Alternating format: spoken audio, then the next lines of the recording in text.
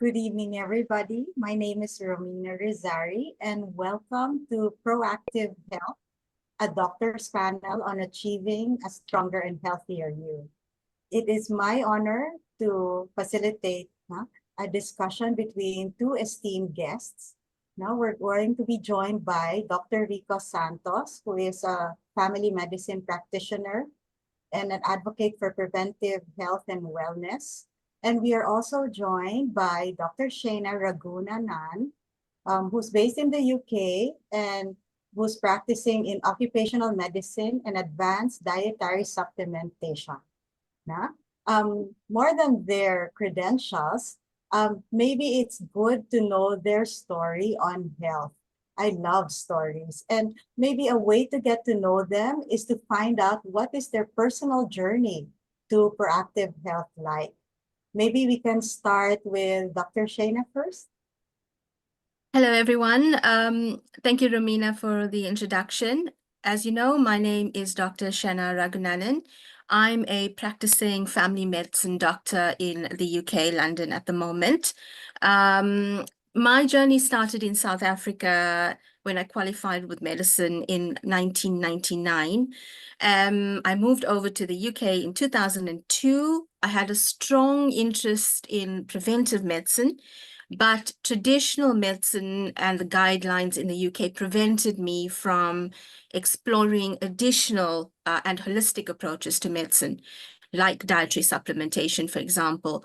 That's when I added the Advanced Dietary Supplementation Advisor degree, which now allows me to work with people approaching their health proactively to prevent disease long term. I see. Thank you. How about you, Dr. Ricco? So I'm Dr. Ricco Santos, and thank you, Romina, for that kind of introduction. My journey started into proactive and preventive health when years ago I got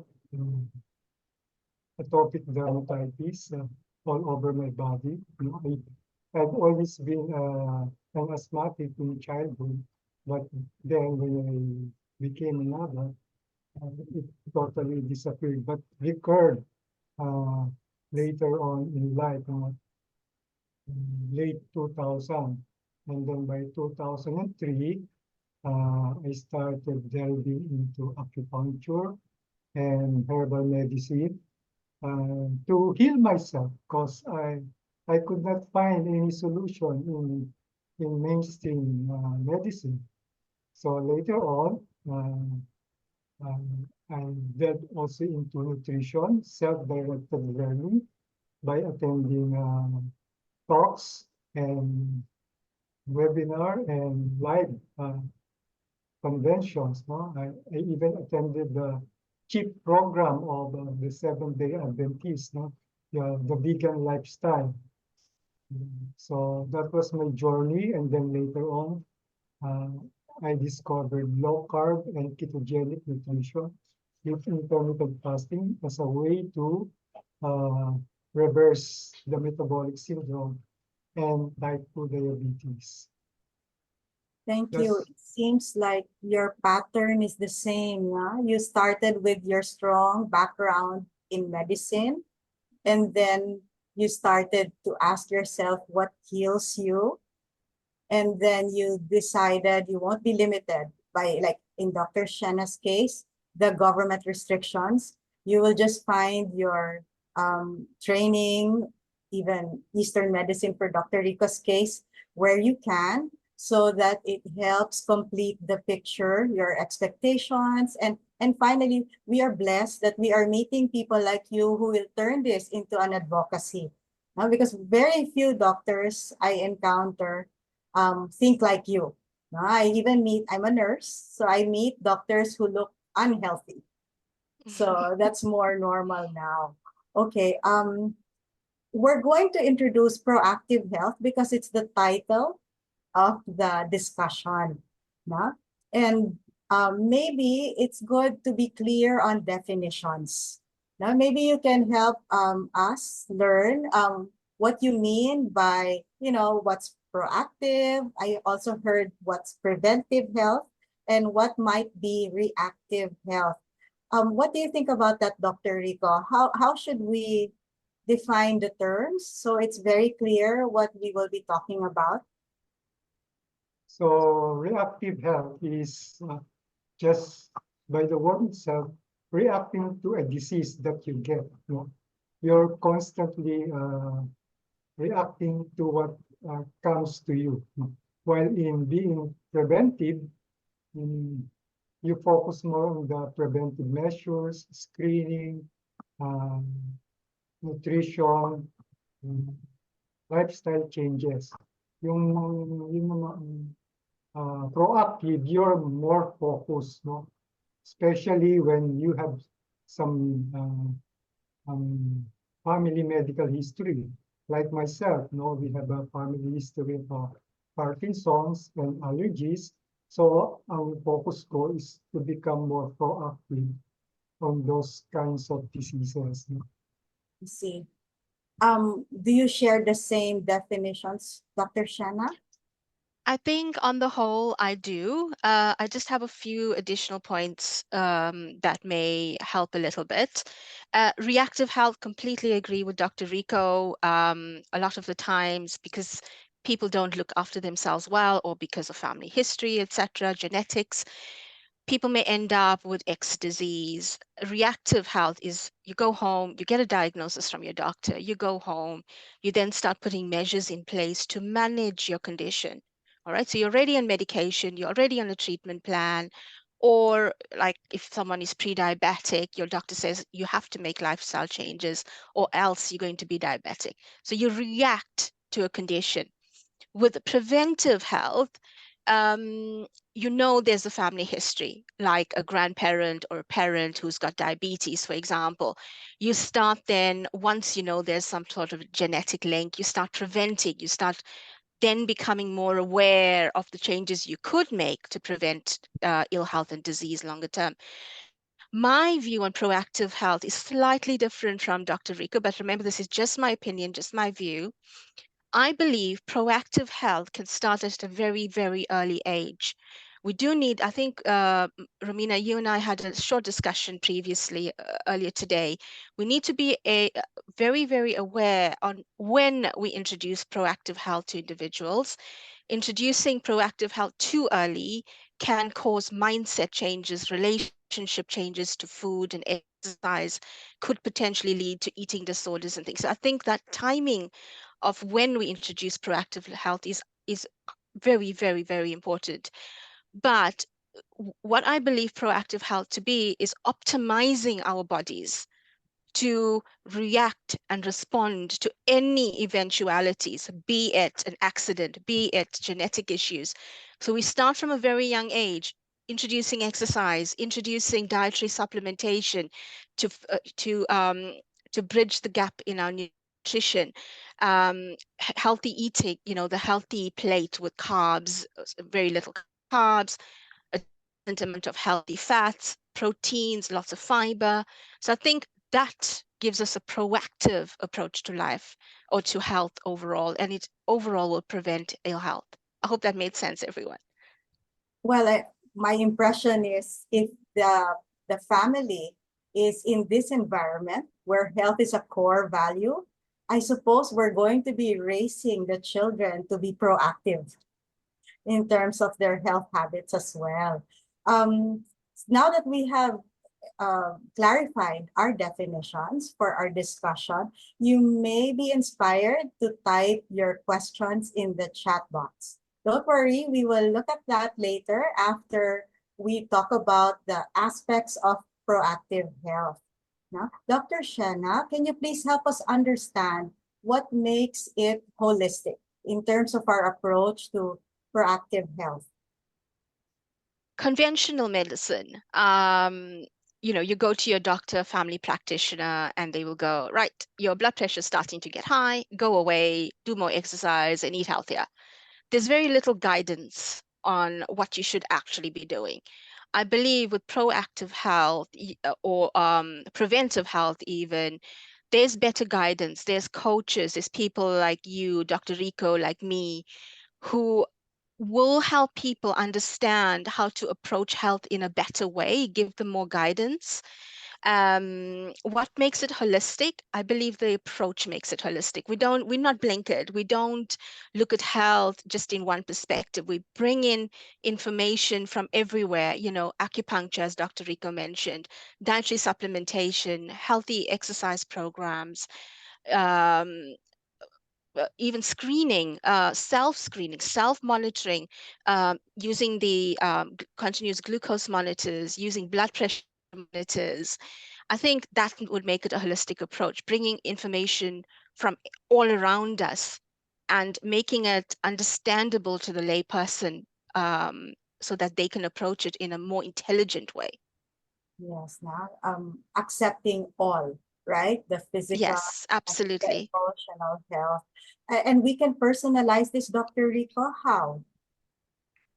We tailor the treatment plan to every patient, no? Kasi every patient is different. Every individual has different needs, no? Like for example, some are vegan, some are vegetarian, or more of carnivore type of individuals. So you tailor the needs of the patient, no? Especially if they're elderly, no? They need less, um, they need actually more understanding and education. No? You need to be more patient to people uh, in our age group, seniors, no? Especially doon yung mga nasa 70s. No? So, and I also noticed, because I was blessed to share some patients with Dr. Rico, that we can even recommend therapeutic doses of certain supplements that can safely address some of the medical needs. Of course, a well-qualified physician like our guest tonight will be able to guide the patient safely into that. How about you, Dr. Shehna? What can you advise about regular monitoring and assessment? Because you talked about empowering the family to take charge or to help with their health challenges. All right, I think screening and monitoring is twofold. One is self-monitoring, so the individual using things like the continuous glucose monitors. They're very, very available now, very easy to use. You just download an app on your phone. You can check from there what is stimulating your insulin, what is pushing up your glucose levels. And based on that, you can put a plan together that is individual for you in terms of your diet. Because remember, we don't want, I think Dr. Rico would have gone through this at some stage in the past. You don't want huge spikes in your glucose levels because that's playing havoc with your insulin levels, and that is not great for you overall. So self-monitoring and identifying the food your body can tolerate, I think, is ideal. Other additional self-monitoring devices would be your blood pressure monitoring. Blood pressure monitoring devices are very, very readily available as well. You can go to any pharmacy and purchase one. In the UK, you can get one for £15 on Amazon, for example. Really, really good quality and recommended products. What I find with patients with blood pressure monitoring, though, there's something called white coat syndrome. It may be called other things in different professions, but white coat syndrome is where you literally put on a blood pressure cuff on a patient, and irrespective of how you try to calm them down, their blood pressure skyrocket. I find that self-monitoring devices are ideal. If you get a good quality device, they are very, very accurate. In fact, they monitor, their readings are lower, about 10 millimeters of mercury, both diastolic, so the top and bottom figures, less than your actual blood pressure. So you're never going to get too low readings. In fact, your machine is actually going to read less, so you shouldn't be making any mistakes. So that's your self-monitoring. The other, obviously, is your monitoring by the medical system, be it nurses, doctors, your healthcare workers. You're going to have your annual health screening, annual health checks, mammography, for example, cervical screening with men, prostate screening as they get older, testicular cancer screening in younger patients. So that is done by the professional system. However, as you would have gathered, I think a lot of monitoring can be self-monitoring as well. And it's a good thing that we are training them to take an active role, being mindful about monitoring their glucose spikes and their blood pressure. It helps them become more compliant, I suppose. No? Dr. Ricco, what can you say? You were mentioning sometimes when the patient is a senior, your client becomes the family. Now, what are your thoughts on health education and empowerment? That's the usual first step that I do with every patient and family, education, and to get an idea about their mindset too. No? Sometimes people have a fixed mindset. They don't want to change their lifestyle. But that's why uh, getting the principles of optimal health, especially uh, the principles of treating metabolic syndrome by lowering their insulin is very important. They need to understand that, no? So that they could follow the program that is instituted for them. And when they do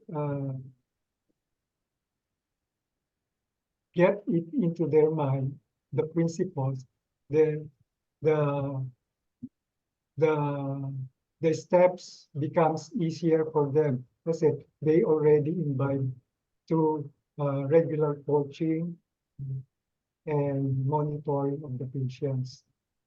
It's really a relationship you're building, gently changing the mindset to somebody more accepting of the new changes that are needed. And I suppose these are very important for preventive measures. Dr. Shehna, what do you think we can do already, the audience who's listening right now, regarding preventive health strategies? All right. It's interesting when just to pick up from what Dr. Ricco mentioned, that some people are set in their minds and it's difficult to get them to see the other side of the coin. In my practice, what I find helps is what I call small victories, getting their HbA1c levels. So HbA1c is a 3-month reading of what your glucose levels are doing. So even if you get that down by 1 point by making the lifestyle changes, it's going to motivate them. What I tend to say to my patients is, give me 3 months. If nothing changes in 3 months, you can go back to what you were doing.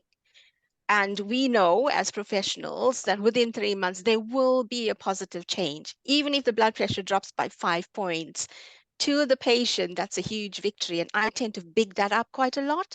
Like, look, you're on the right track. You are getting where we need to be. You are on the way to our goals. So that's the approach I tend to use. Ramina, did I answer your question?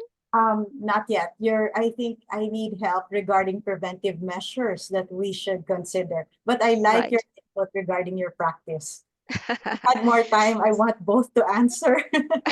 Anyway. So preventive measures, obviously awareness and education. I think that is paramount in all communities, education from a young age. I actually believe diet and nutrition should be, as brought in as part of our guidance in school. In school, I remember when we were little kids, really, there was a topic called guidance. I think nutrition should be part of that. We already have PE, but why not nutrition? So starting them from a young age, making the family aware, as Dr. Ricco said, if the individual is already elderly, they may not really understand the changes, the system, getting the family involved. My husband likes to say, get the wife involved if the man needs to make a change, or get the husband involved if the woman needs to make a change. It's this motivation. I think getting people behind you is really, really important. Dr. Ricco, how about you? What kind of behavioral and lifestyle changes do we need to start with too? Mm. As you have seen, Romina, the first step in the program that I tell my patient, is the mindset, goal, and habits. That's the first step that need to happen in every patient. They should have their goals. They should be be be aware that habits should be changed, no?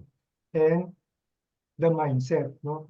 One of the steps that I tell them is be the example, especially to your children, no? Most of the time, sickness goes hand in hand in families because of their culture of eating. So what I tell them is be the example for their children so that later on, as their children grow, they don't get the disease. That's more hopeful than telling the child, "Oh, you have diabetes in the family." That's your that's your life sentence.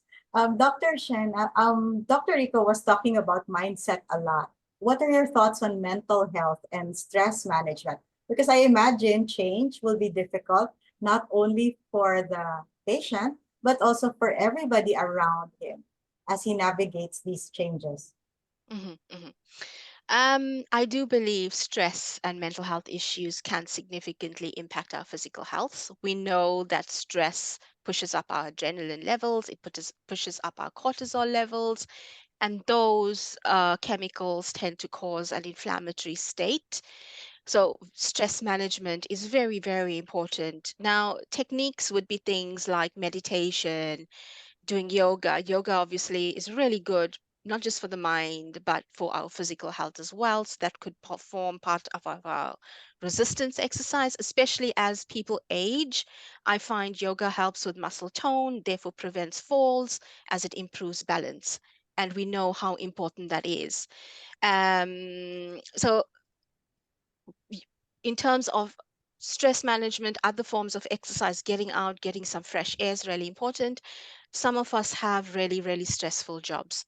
What I normally say to my patients, if you are, for example, in the middle of a very, very difficult client, like lawyers, doctors, even, if you're having a very demanding client and you feel okay, you're about to scream or throw your computer out the window, sort of feeling, to say to them, look, I need to step out for a second. I forgot to look at something. Go out, take a breather, take 2 minutes, then come back in. So you need that space rather than stacking up your stress and adrenaline and cortisol to avoid that step away and center and bring yourself back down. That's vital. Obviously, therapy plays a huge role. Cognitive behavioral therapy, neurolinguistic programming, and I think my husband Yogesh did a talk on resilience as well a few months ago. So finding techniques to make you more resilient when you do find yourself in stressful situations, they are all very, very vital. I see. We also usually suggest a lot of B vitamins. Yes, and I was just going to say, but certain vitamins will also help, including things like magnesium, Yes, which helps us sleep better anyway. So yes, dietary supplementation is important too. yes. Dr. Rico, you were mentioning that, especially in the Philippines, our culture is very family oriented. No? What are your thoughts on the role of having support systems, even a supportive community at that?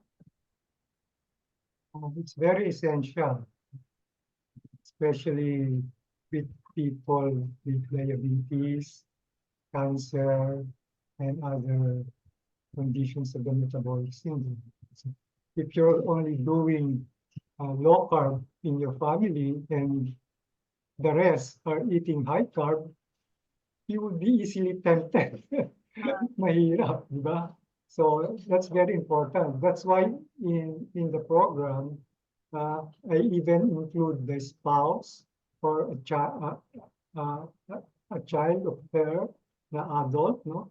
I even include it for free sa coaching. They're Just all to be coach, supported by they get the child or the spouse. Ganun ka important. I think we learned a lot, and we have just enough time to actually interact with your questions. So I encourage the audience to type in their questions in the chat box. And while we are waiting for that, let's hear from our corporate sponsor, Nutrilite. We will be learning from two important videos by them.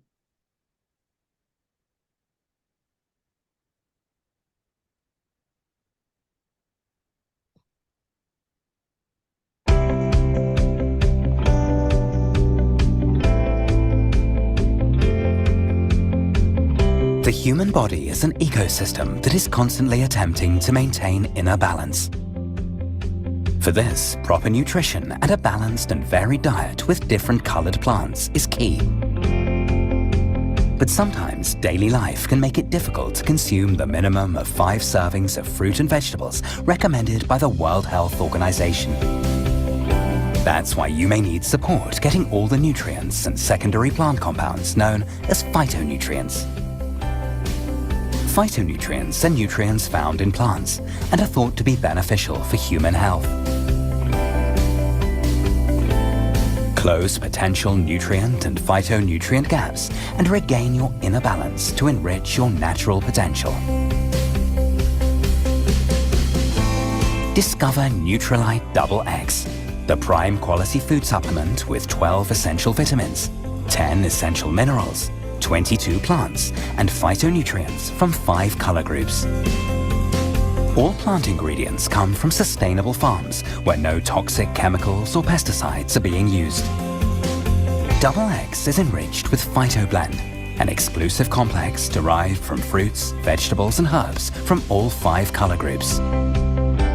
Based on the latest science, Nutrilite Double X delivers premium, scientifically proven support for your body to help you achieve the optimal you.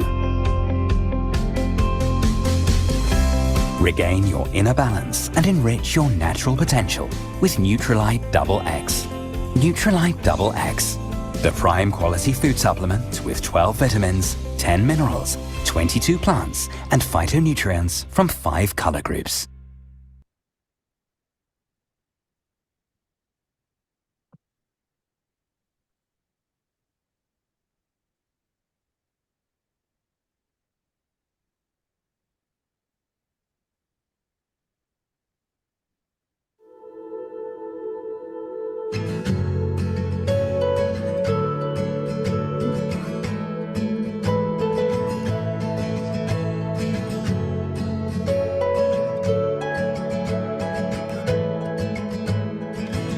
Anyone can produce omega-3, but not anyone can produce omega-3 to the highest quality. Obtaining good quality ingredients and establishing a reliable manufacturing process requires experience and science. Beginning in the 1950s, Nutrilite founder Carl Remborg focused on natural ingredients from the ocean. He used his research vessel to explore the seas of Alaska. This became the starting point of NutriWay's omega-3's history. The ingredients in our omega-3 are from chosen locations based on our knowledge of ocean ecology. From the coastal fjords of Norway, where nature is well preserved, to the Pacific Ocean, where the nutritious Humboldt Current flows. NutriWay tries to make omega-3 closest to nature with varieties of the unsaturated fatty acids from pure natural ingredients. Omega-3 is easily oxidized by light and air. To help prevent oxidation, most NutriWay manufacturing processes take place in a vacuum. The capsules are checked every 30 minutes to ensure quality. The quality of the fish oil used in our omega-3 products exceeds industry standards, including standards used by the Council for Responsible Nutrition, the Global Organization for EPA and DHA, the International Fish Oil Standards, and the World Health Organization. Years of experience finding the best ingredients from nature a delicate science that handles all the natural components of the ingredients. This is how NutriWay is able to make the most authentic omega-3. Thank you for those videos. In fact, I'm so happy to be encountering some books now that talk about science backing up the effects of supplements, the right quality of supplements in terms of the brain's resilience. So it's wonderful. There is a comment in the chat box that hints at choosing to overeat, because they live to eat rather than get healthy. So the comment says, some people have a bad relationship with food. They love to eat. Now, how do you coach them when they don't mind getting overweight as long as they eat what they like? And to take it a step further, they'd rather the pill, take the maintenance medications and stay sick, because they prefer the option to eat what they want. Oh, this is a challenging patient. Maybe we can hear from Dr. Ricco. He's smiling before Dr. Shehna.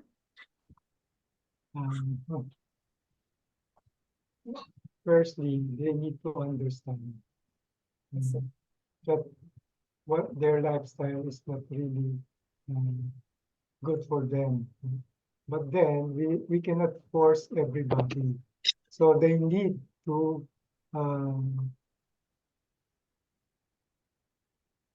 really seek your help. No? There has to be permission. Yeah, they need to seek your help. Yes. You just can't force yourself On them. your advice on them. Yeah. Because they're not going to follow it. You're just wasting your time. And that's why sometimes they listen to a different medical professional, not the one they're related to. Yeah, correct. The Yes. out of time expert. How about you, Dr. Shehna? What are your thoughts regarding patient profiles like that?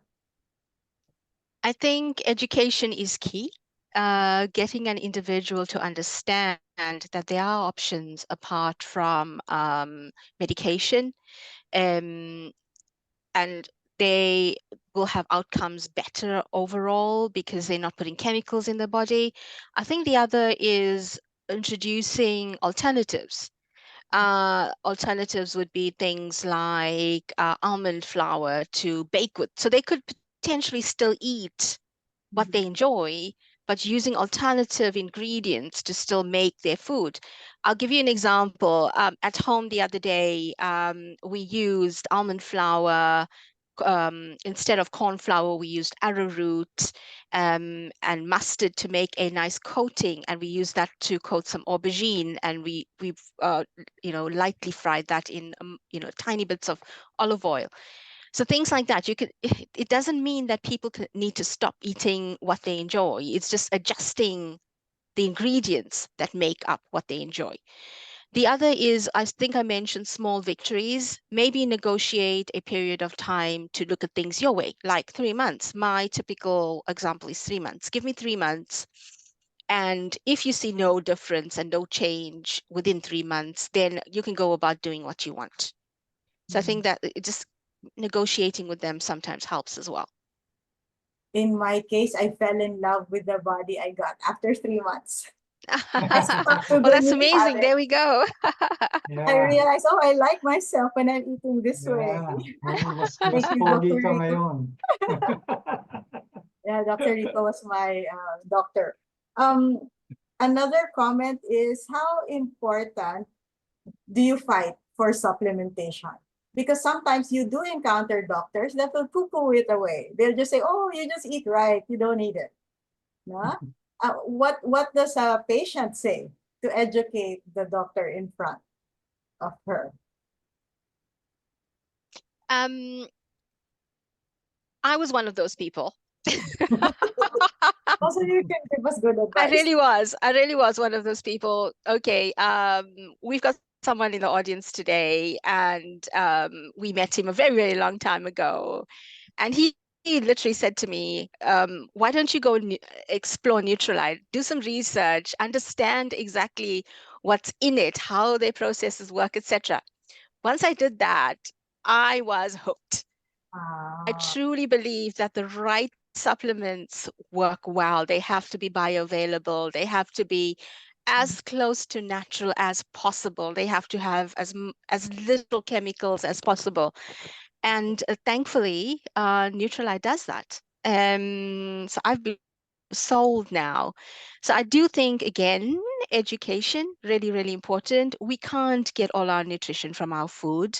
Maybe 500 years ago when, farming methods were not so robust, soil wasn't used so often. There was time for the soil to be, and for the nutrition in soil to return. Now there's always soil depletion, there's pollution, there's anti-nutrients, there's all these things that reduce the nutrition in our food. So I do think there's a nutritional gap that we all have without supplementation. I like that kind of honesty. But if you're the patient and you're really frustrated, there are many doctors. You're in front of two that are clearly going to listen to you when you talk about supplements. Yes. So another comment here says, what's your thoughts about having a perfect diet? Because right now, I think it was mentioned a few times by both of you, people have become fanatic about a certain way of eating, like only vegetables, only meat, no? How do we stand or how do we face that, no?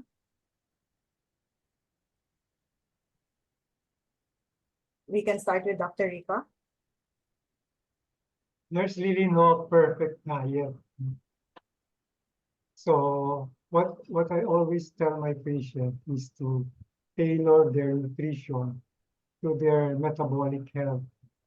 So most of the time, the problem is hypertension, diabetes. So they're really producing too much insulin. So they need to lower their insulin by lowering their carbohydrate intake, especially sugar and refined carbohydrates from processed foods. So, and then you can add on a per need basis supplements to buttress their health, to their nutrition. That's one of the common supplements that I add. The basic ones that I give is omega-3 and B vitamins, because these two nutrients are typically depleted in people with metabolic syndrome because of the way we've been farming fish, and because when you have metabolic syndrome, you have more need for B vitamins. So those are typically depleted. And then I add on a multivitamin or a Compic Extra if they have diabetes or garlic, etc.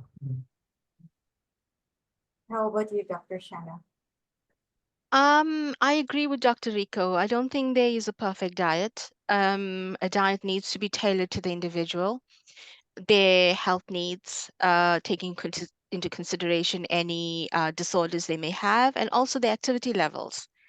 For example, American football players, their nutritional demands are going to be very, very different to someone, say, desk-based and with very minimal movement all day. So I do agree with Dr. Ricco. It's very much individualized. And that's where people like us come into play, having a conversation, putting things on paper, looking at the actual caloric use and how much you need and what the breakdown of those calories be. I think we play a really, really important role in that. And you mentioned continuous glucose monitoring. So it helps the patient fix his focus on the right things. Then he will know his body's response to certain food that he wants to insist on eating. There's another question. Why are people in their 20s and 30s already suffering from hypertension and stroke? Who would like to address that? Maybe Dr. Shehna. Do you have a lot of cases? I do have some patients coming in with what we would call chronic disorders at a too young an age.